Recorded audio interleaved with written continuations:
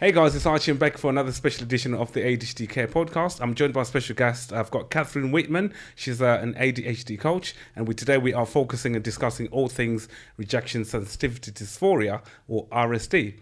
Firstly, welcome Kathryn, or Kat. Thank you so much for having me today, Archie. Excellent. And this is a fascinating topic that I'm really looking forward for us to have a chat around. Certainly with your experience working in this field of ADHD and my experience of seeing a lot of adults and some young people as well presenting with these traits of what we'll be discussing today, the rejection sensitivity dysphoria. I don't think it's something that's been given that spotlight a lot, particularly for in amongst us as clinicians. So it's fascinating for us to kind of shine a light on it and have a discussion around it. So where do we start with this conversation? If anything, go on. No, yeah, I think absolutely. It's definitely in a lot of media at the moment. A lot of people are talking about RSD, rejection sensitivity dysphoria. And yeah, there's a big conversation around this subject. And I think it's a really interesting subject. And I think it'll help a lot of people out there that are watching this as well. Yeah, absolutely. And these, what we will be discussing as well, that link between ADHD and rejection sensitivity dysphoria, because from just reading through literature, when you go on Google, there seems to be that link. So we are hoping to maybe have a conversation around that. So maybe a good place to start is for people that might not be familiar with this term, rejection sensitivity dysphoria. Maybe we can try to explain what the actual term means. How would you define RSD, Kat?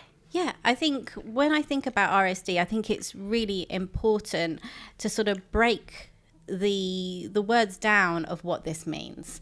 And I think just to look at the terminology around this. So when we look at the word rejection to start, it's quite a harsh word, and to feel rejected is painful, and it's never a good word, rejection, is it? Yeah. So, I think for anybody listening, just let's start to break this down a little bit of what it actually means and what it means to the people watching.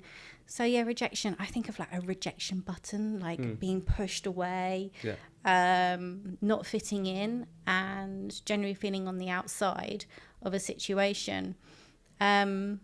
So that's, I think when you look at that word, it can be quite painful for a lot of people. Yeah. And then the sensitivity around that rejection, which then leads into the S. Yeah. So you're looking at the second word is sensitivity. And when you think of people that are sensitive, we're quite cautious around people that are sensitive because we don't want to easily hurt their feelings. We don't want them to be easily triggered. So therefore, you tend to be careful around those people, but it can also be quite a hard thing to live with as well, to be a sensitive person, because you're constantly on edge. You're constantly worrying about being upset or being hurt. So sensitivity. Yeah. They're quite polar opposites as well, rejection and sensitivity. It's like, yeah. So, and then lastly, the D, dysphoria, dysphoria. which is another big word. Certainly, I know you've done some Googling. I did. I had to do some Googling because when I think of the word dysphoria, I couldn't. I just felt like it was another parallel, or that you weren't quite with it, or something like that. When I Googled it, it actually means to feel unease. So you're uneasy in your body. You don't feel quite right. That something's not right with you, or you're not feeling comfortable or safe. Yeah. So dysphoria. Dysphoria, kind of a feeling of something unbearable as well. Yeah, it's unbearable. Intolerable. Intolerable. Good word. Good word is intolerable. It's it's basically not feeling good in your own self, in your own body. Yeah. And certainly from talking with you through your own journey of having being diagnosed with ADHD, and I think you were saying to me that you can relate to some of these characteristics that we're describing of RSD. Yeah, and I think actually it's actually helpful to know whether you are presenting with RSD. And I think it's helpful in the way that you can be kind to yourself in the situation where you are presenting RSD, because, for instance, we used an example earlier of if you're trying to communicate with somebody and they're not communicating back to you within a time frame that you think's acceptable to you, then there's something what I call the domino effect, where for an instant you start to feel uneasy, and then it suddenly goes into a little bit of anxiety, and then the mind starts to take over into different directions of, what does this mean? Does this person not like me? Have I done something to upset somebody? And I always use that word, the domino effect, because once you've gone to one place, it will start to all fall. Yeah. And before you know it, you've become slightly dysregulated with your what this actually means. So when we actually can get to a place where we think, we are, presenting RSD, then we can come from a place of nurture with that. Yeah. And we can start to work with that. Before that, it can feel very uncomfortable because you're not sure what's going on with yourself and why you're reacting in such a different way. And it's quite an unknown condition, if we want to call it that, because I think when you look at the symptoms that we'll go through in a second, when I read through the symptoms myself, it felt like someone presented with anxiety. Yeah. Some of the traits. So that's why it can be quite difficult or challenging for professionals to recognise, even for the client themselves, to realise that, hang on, there might be something else going on, which could potentially be explained by what we're describing as the RSD. So, which leads us nicely into these kind of signs and symptoms. So, from what you see through your work and clients and things, what are some of these signs? What is it? How does it present? Yeah. When someone is struggling with RSD? I think it's a really good point to bring up that there's a correlation between anxiety and RSD, because there's a term called GAD, which is generalized anxiety disorder. If we're already in a state where we're feeling a level of anxiety, it wouldn't be uncommon to then go into RSD very quickly, because we're already in flight and fright mode. So if we're already working on a day-to-day basis in what we call flight and fright, our emotions are really high, and therefore what can happen is, if we're in a vulnerable situation to ourselves, independently to us, we can be triggered really quickly. So some of the ways that can be shown in people is, there's a couple of different ways, to be honest with you. The first one would be to internalize what we're feeling and what we're thinking. When we're incredibly hurt, we might go very quiet, and we might sort of exit a situation very quickly, or in some extreme situations may not socialize at all, may not even socialize at all, because we're so scared of being rejected or feeling hurt or not feeling included. This can be quite impactful on someone's life. And when you ask a series of questions throughout a diagnostic situation, you can start to sort of unravel, how much they're socializing, how they are working in relationships, and how are things going for them at work as well. And I think from asking those kind of questions, you can start to get a little bit of an outlook of, is this anxiety, or is this something to do with RSD? Yeah. Secondly is to present a lot of anger around situations. So we'd be externalizing our feelings, and quite commonly the term, you've gone from 0 to 10 or 0 to 100 is used in these situations. I know actually personally, people have said to me in the past that I've gone from 0 to 100. And I never really understood that at the time, but now on reflection I can see where maybe from previous experience I was very quickly triggered, and therefore wanted to protect myself very quickly. In these situations, internalizing your feelings and it can be very confusing for the people that are around you, and that's why communication is key. Yeah. You talking there, I'm just thinking about emotional dysregulation, which is another characteristic we usually come across with individuals that have ADHD. One example you gave about going from 0 to 100, that can be that's usually happens with emotional dysregulation, isn't it? Where the quick response to a particular situation where they perceive something that might be deemed as anxiety provoking or a threat or an avoidance situation. So I'm just looking through some of the other symptoms when I was doing my kind of research before we went on air. So the feeling of hopelessness as well is listed as one of the symptoms of rejection sensitivity dysphoria. And you mentioned about avoidance of social situations, the low self-esteem. And again, through our conversations before, we were saying someone presenting or he's had some issues in the childhood, some of these core beliefs might feed into this. So if you went through a tough time in school, for example, if you felt like you struggled with social peers, getting on with peers, friendships at home and things, that can then maybe cause you to start to believe or start to think in a certain way when you are growing up, in terms of, i.e., I'm not good enough, for example, or if I go to a social situation, no one is going to talk to me, or feel a sense of rejection, even if it's not really a rejection as such, but it's that response to that, which is... Yeah, absolutely. So around the age of 3 or 4, our conscious minds start to come into play. Before that, we're in a state of innocence. So if I just break that word down for you, in no sense.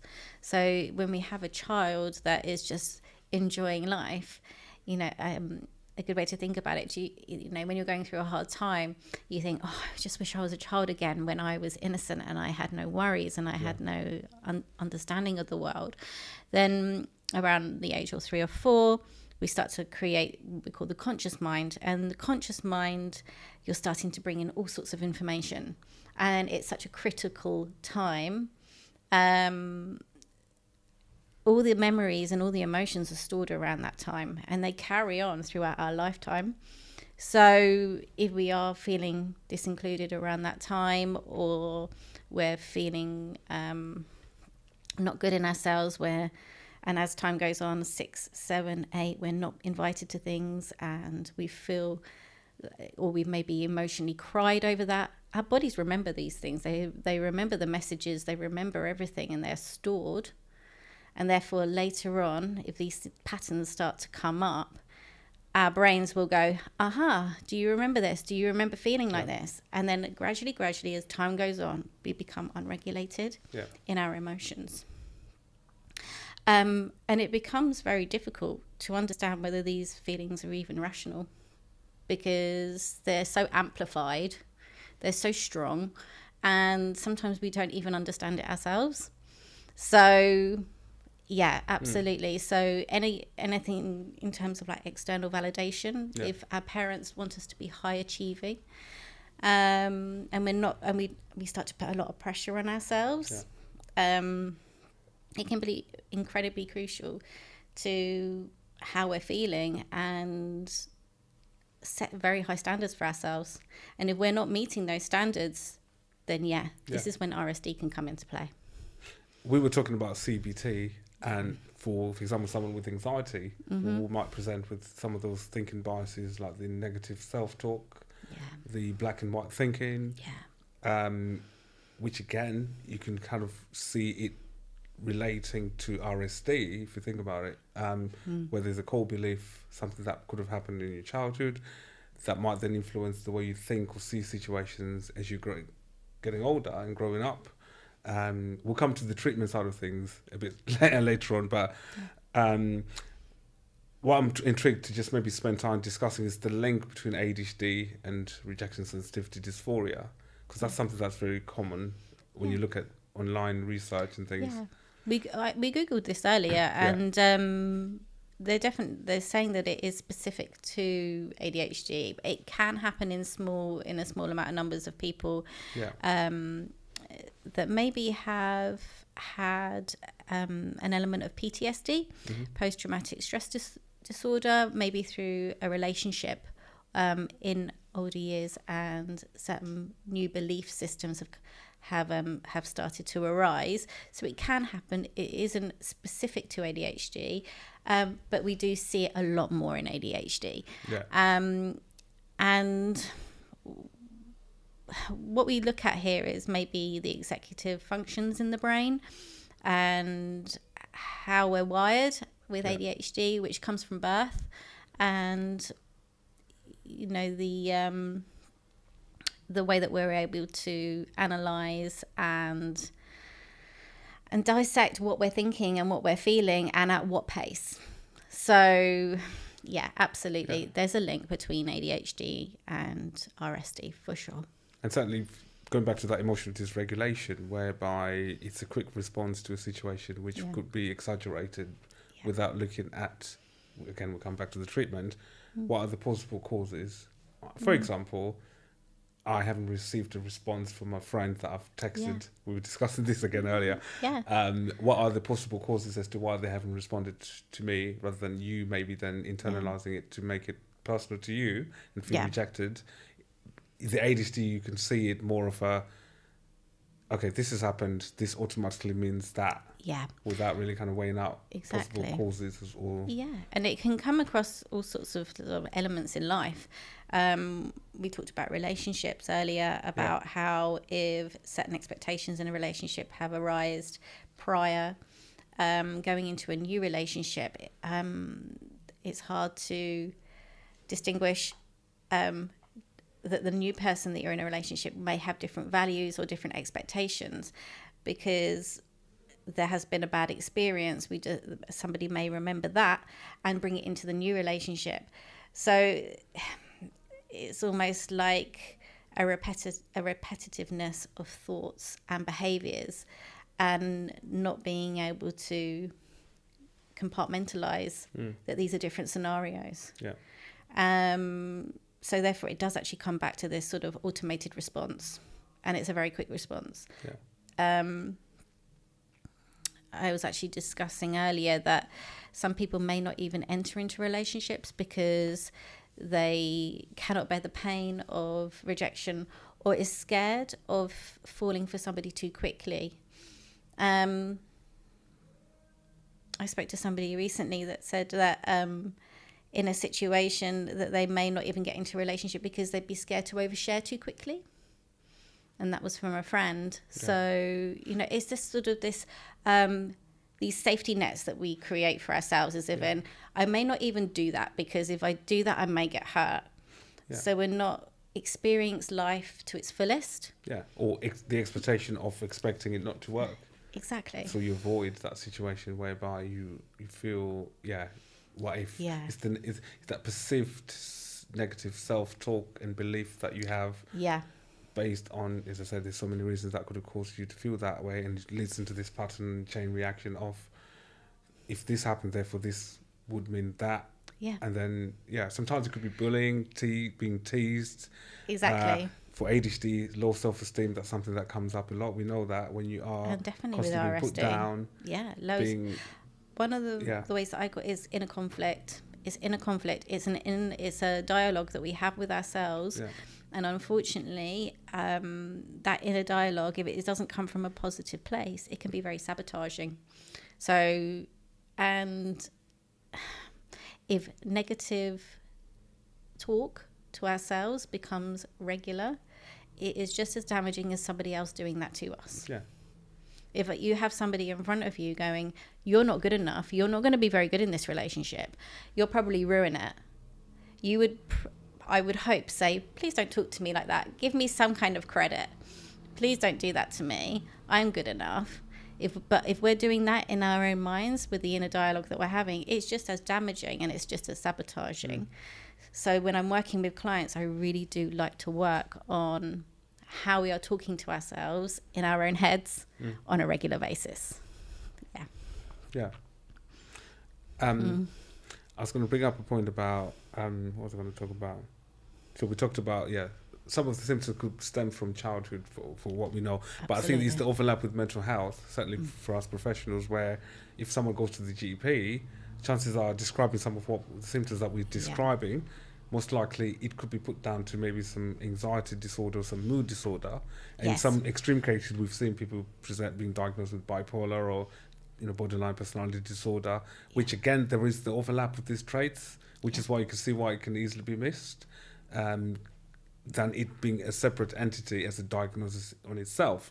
With ADHD, I tend to see in some cases someone might get a diagnosis of RSD through having ADHD, because I think more people are becoming more familiar with RSD through ADHD. But if there is an ADHD associated with it, if it's just presenting it as RSD, how likely would someone be diagnosed with just RSD? Yeah.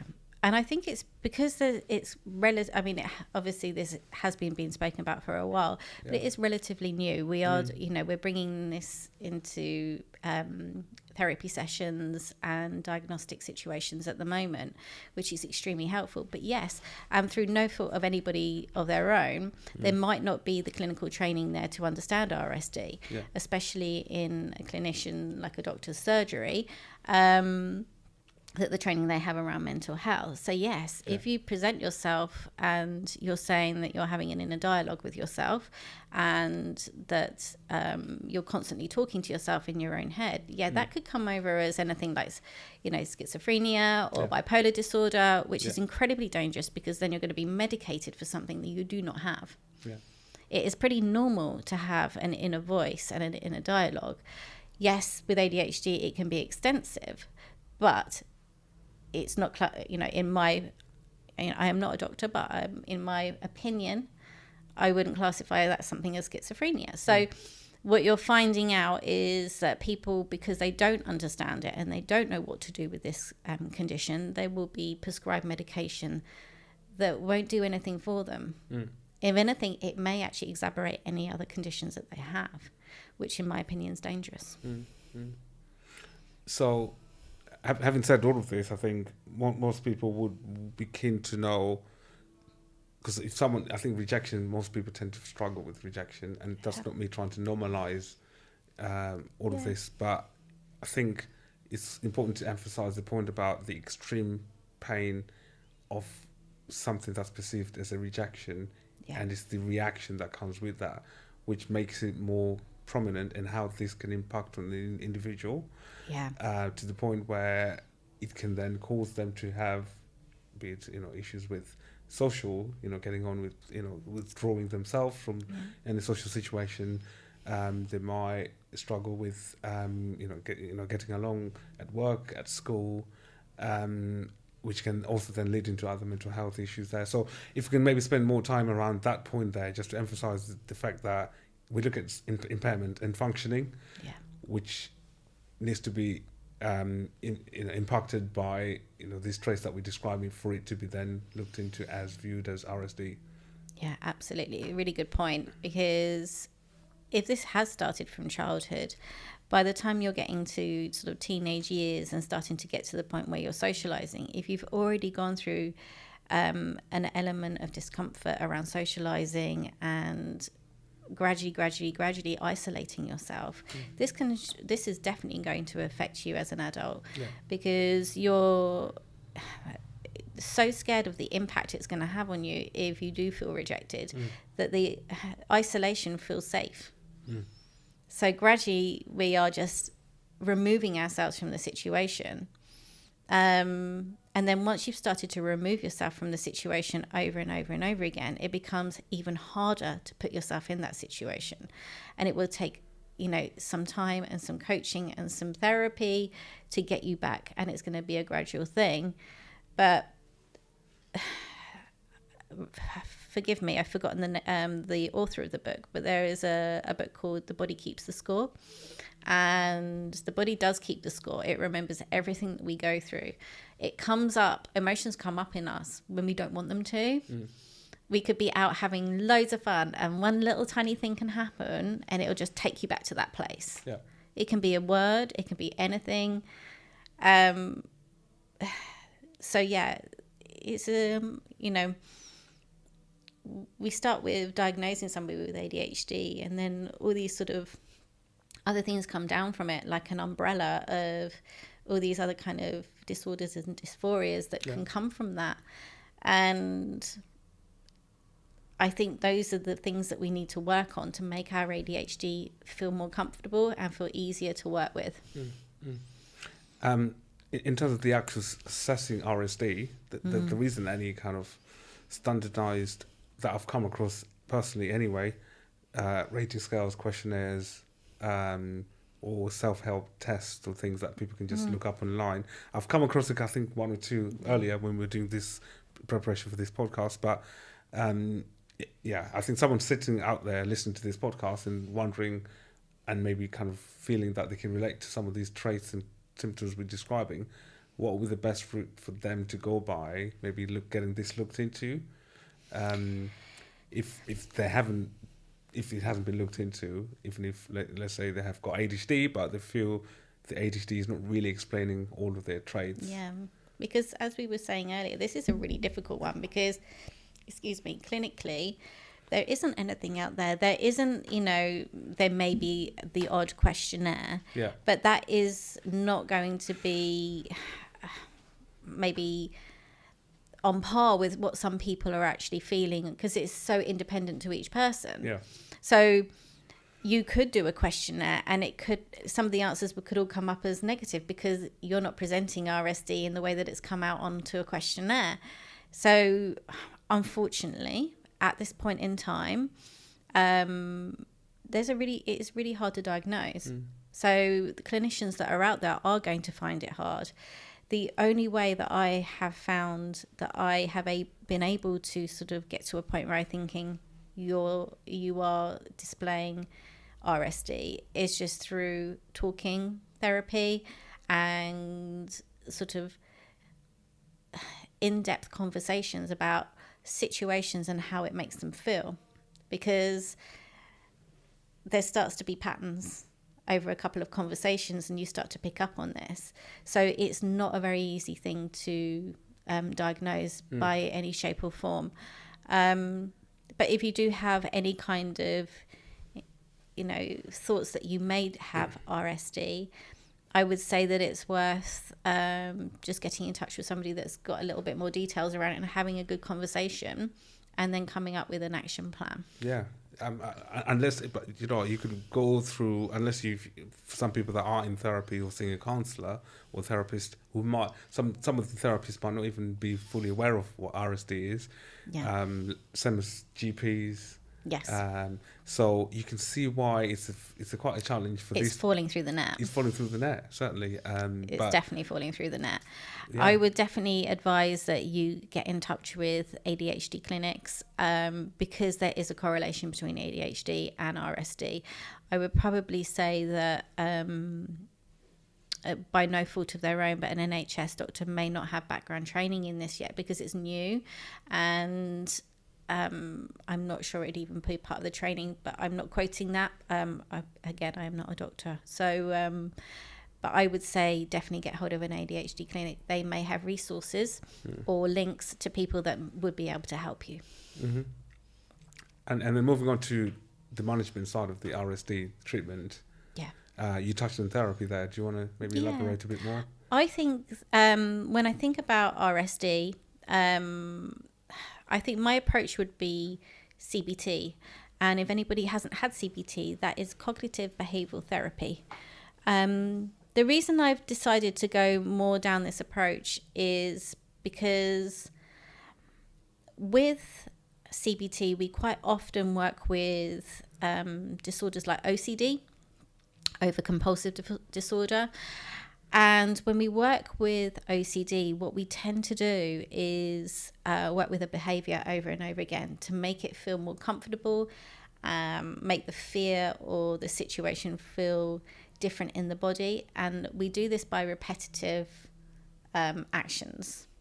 And we do this by doing a scale around the emotions of every time you do it, how is the body feeling? Let's scale it out of 10. And every time you do the action over and over again, it will start to feel more comfortable. And I think there is definitely an emphasis around doing this for RSD as well, because I believe that we need to get back into situations where we're actually putting ourselves in uncomfortable situations. And that sounds painful. I know that sounds painful.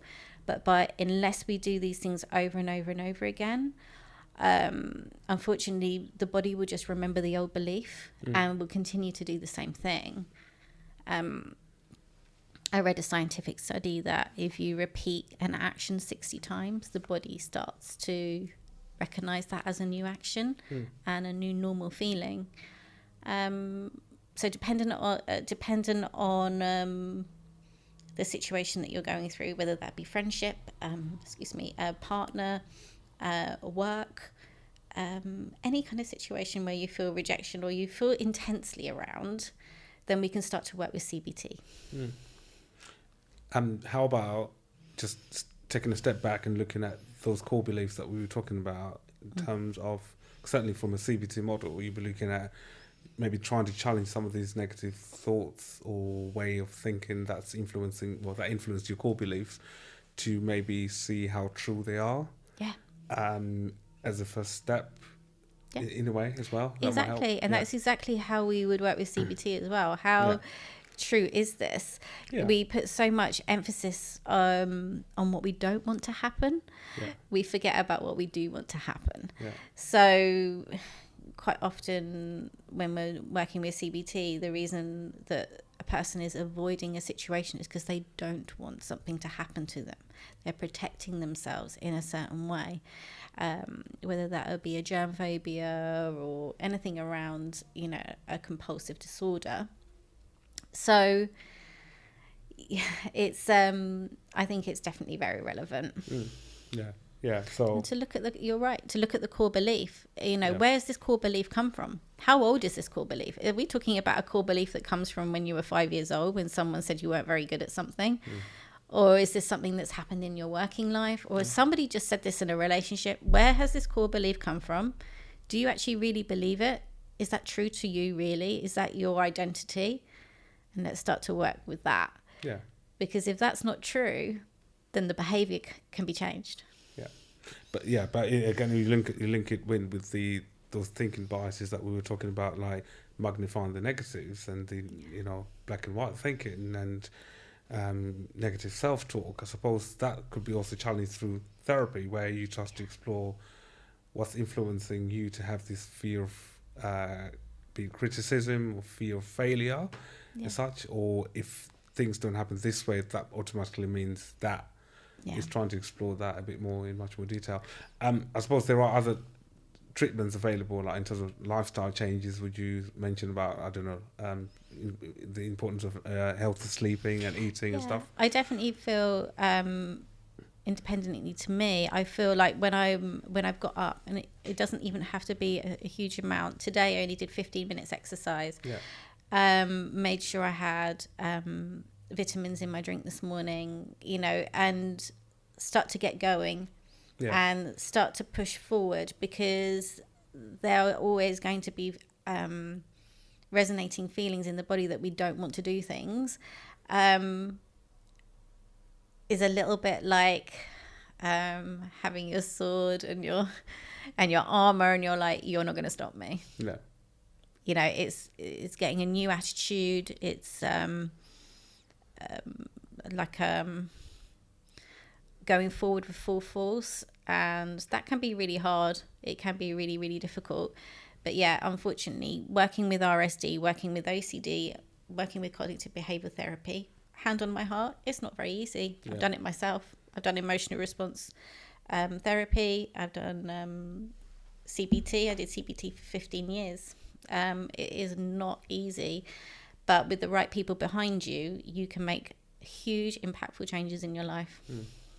I think that with something like that's particularly something that stems from childhood, to try and change that in your as an adult after many years of thinking in a certain way, can be challenging, as you said there. But I think with the right support with the right therapist who understands particularly about RSD.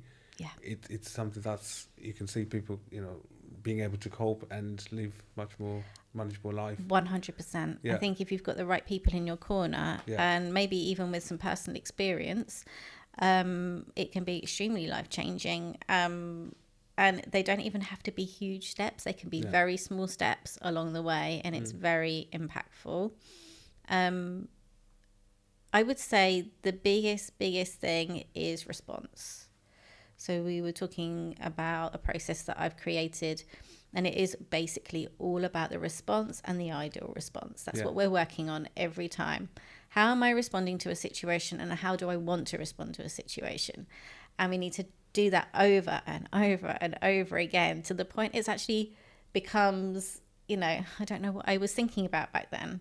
Actually, I've gone out 15 times over the last couple of months, and not one of those times have I, felt intense rejection, because it's not going to happen every time you go out.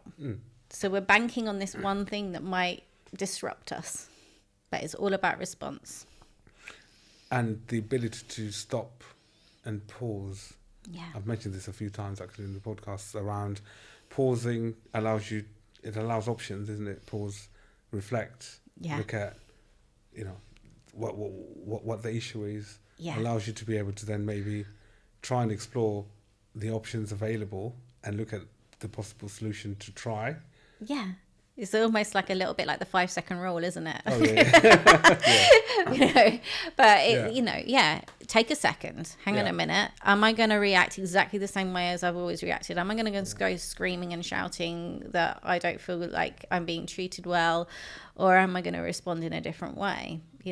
Maybe don't always do the expected. Yeah. Change the narrative. It's, as I said, we do have options, we do have choices, and you're exactly right. Give yourself space, and even that means walking away from a situation to come back into a situation. Give yourself a timeout almost. Yeah. Give yourself some time and come back to it. Because it can change your response. We can quite instantaneously react, and unfortunately, if we're externalizing something quite quickly, it can be come over as quite abrasive, and then therefore you're not going to get the respect back. And we're in a little bit of turmoil. So definitely giving yourself space, giving yourself time, especially if it's a similar situation that's happening over and over again. Excuse me. For someone who's gone through, I'm just thinking about the examples we use where there might be possible PTSD, which might be influencing some of the RSD. Do you think it's also important for them to have some therapy to address those issues that maybe would have stemmed from childhood, to understand and maybe feel the sense that that threat isn't as imminent or as in like present in their lives now, which is obviously what PTSD is linking that past trauma to the present. Yeah, absolutely. So maybe, PTSD, it is another, big thing to go through, post-traumatic stress disorder. And it can come in many shapes and forms, and it can come from relationships. It can come from an experience that you've gone through. It can come from so many different places. And it can resonate in your body. So yes, I definitely think that it is worth talking through the problem, talking through the issue, and getting to a point where we can accept that the things have happened to us to this point, to this day, and that we do have a choice to press a reset button, and we can start again. We can start again. And there are never any promises that there won't be situations that come up that need to be worked on. But we do have a choice, and we can make those choices for ourselves.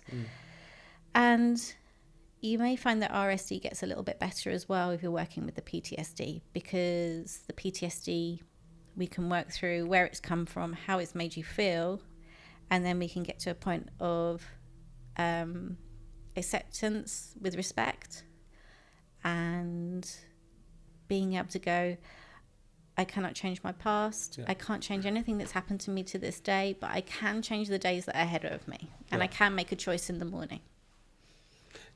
Just going back to your point about behaviour that you were saying about practicing something at least 60 times would change the habit. Would you advise that that's done through someone in therapy? Certainly, rather than just... I would definitely seek out a CBT therapist, cognitive behavioral therapist that has an idea and has some experience around this. I'd like to emphasize that sometimes, even though the clinical study said 60 times, that might not be relevant to each and single person. So if you, I don't want you to set that you've done something 60 times. It could be 20 times. It could be 40 times. It could be 120 times before it starts to feel normal. But definitely work with a CBT therapist with maybe a background of ADHD as well, because in this situation with RSD, there's definitely a correlation. Going to another treatment option in terms of medication, for example. So what's your experience with clients who presented with RSD who might have been prescribed antidepressants or anti-anxiety medications? It's a really difficult one. And antidepressants, in my experience, can help somebody go through a traumatic time. I want to be careful about what I say because, as I've already said on the podcast, I'm not a doctor. But it can definitely help when you're emotionally unregulated and you need that time and you need that space to get some kind of neutrality. But in personal opinion, the plaster has to come off at some point, and we do have to work on these things. And whether that means that you're still on medication while we do this work, that's absolutely fine too, if that's what the client needs or the patient needs. But I would definitely say that don't rely on one, rely on both. Work on yourself while you're on medication, or get to a point where you may want to come off medication because you've worked on yourself so much that you feel you're ready. There's always an option to go back on it.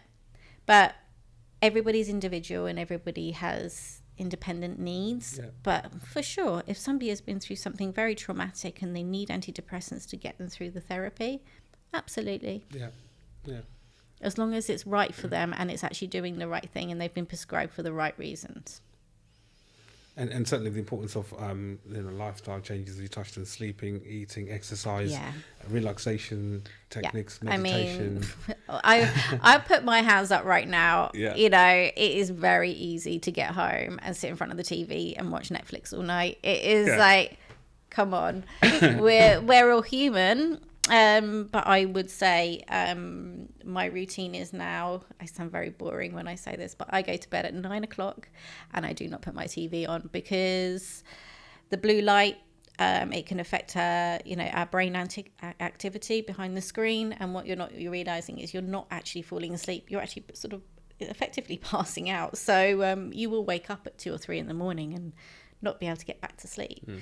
So I'm not saying that you have to read a self-help book, although I'm definitely pro self-help books, but read something, try to stay off technology, meditate. And if you struggle to meditate on your own, go for a guided meditation.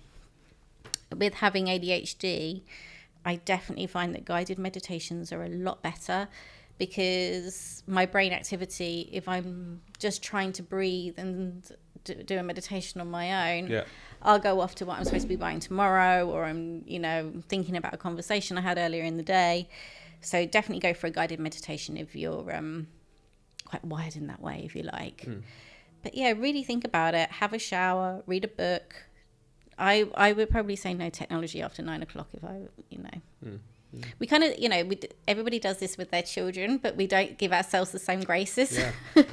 We know not to give kids technology after a certain time, unless it's the weekend and it's a treat, but it's not to eat sugar late at night. And we kind of forget about the fact that this stuff does actually affect us too. But I suppose if you it's not trying to justify it, but it can be quite tough, like some people become more wired come the evenings, that they find being busy is quite helpful for them. They start to start doing work, or some people prefer to relax in front of the telly as a way of winding down. And so Oh yeah, it's so hard. Like it is hard. I'll put my hands up. Like totally. Like in lockdown, me and my partner would eat dinner at the table every day, and we'd have a conversation. And then suddenly we're out of lockdown and we're back watching Netflix with our TV, with our dinners on our plates, on TV dinners and everything. Yeah.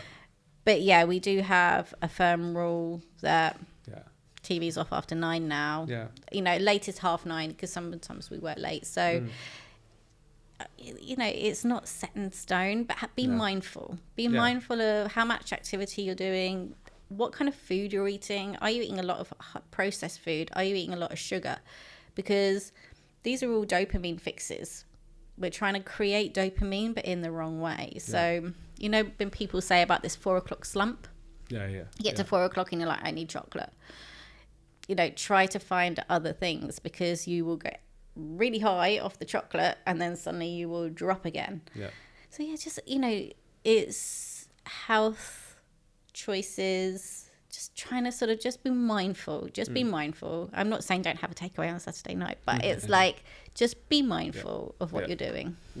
Absolutely. It's a fascinating subject to discuss, this RSD, and again, it's not classified in the diagnostic manual. That's something just to emphasize as well. So, in mental health disorders, they are listed in the criteria, which is what we call DSM, diagnostic statistical manual. 5. But I think RSD it's kind of similar to executive functioning or sluggish cognitive tempo that I was mentioning to you earlier, which all kind of falls under that ADHD umbrella, not really kind of seen as kind of a separate entity and not really understood as well. So, but the good thing, I'm hoping that in the next few years, I went to a talk in Amsterdam last month. Again, there was a talk around RSD and sluggish cognitive tempo. So you can kind of see that there's more research being done around that field. They're focusing it. Yeah. What I really hope from these situations really is that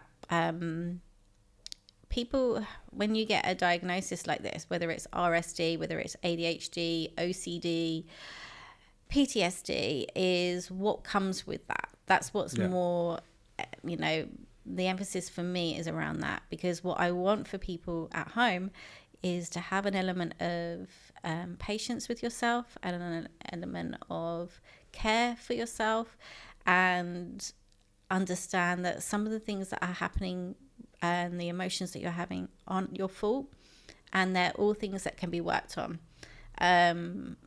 So rather than having what we said about the negative talk, please just be a little bit more positive with yourself, that some of the things that you're experiencing are not your fault, and they come from external situations and things that have happened throughout your lifetime. And with the right people around you, you can get help and you can feel better. Yeah, absolutely. Kathryn. Thank you so much, Archie. Thank you for coming on to this first podcast that you've had with us. I know you do your own podcast, but we're not going to mention that on us. We're not promoting your podcast. That's okay. You don't have to mention it, but that's absolutely fine. No, I really do hope that people get something from it. That's all that matters to us all here at ADHD Care. If any of these situations, if you feel like this is something that is relevant to you, then please do call in to ADHD Care and get somebody here to talk to you, and we can put you in the right direction. Absolutely. And what I hope for us as clinicians that diagnose ADHD as well, to always bear that in mind about RSD when we're doing our assessments, because I think we do a lot of focus around executive functioning and all the other things, but just to bear in mind that some of our patients most likely would present with rejection sensitivity dysphoria, and what that might look like, and their treatment might need to reflect the RSD that they're having, in addition to to ADHD. So exactly. And all of these things can be very impactful. So that's what we're here to do, but that's what we're here to help you with. So please reach out to us, and we're here as a team to look after you. Absolutely. Look forward to having you on the next podcast, Kat. Thank you, Archie. Take care. See you later. Take care. Bye-bye. Bye.